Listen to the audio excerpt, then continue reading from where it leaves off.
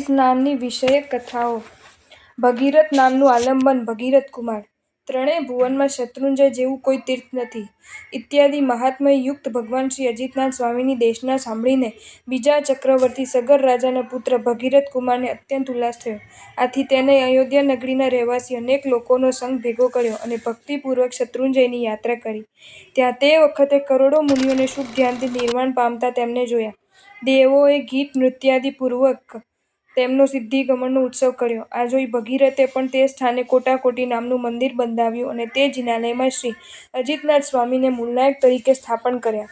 આ રીતે ભગીરથ ત્યાં અનેકવાર યાત્રા કરવા આવતો. ફરી એક વખત યાત્રા કરી ત્યારે શ્રી ઋષભદેવ સ્વામીનો રત્નમય બિંબયુક્ત સુંદર પ્રાસાદ બનાવ્યો અને તેને ભગીરથ નામ આપ્યું. એટલે ત્યારથી શત્રુંજયનું ભગીરથ નામ પ્રસિદ્ધ થયું. જો તમને આ વિડીયો ગમ્યો હોય તો આ વિડીયોને લાઇક કરો અને શેર કરો અને આવા જ નવા વિડીયો જોવા માટે જૈન ફેક્ટ્સ એન્ડ સ્ટોરીઝની ચેનલને સબસ્ક્રાઇબ કરો. ધન્યવાદ.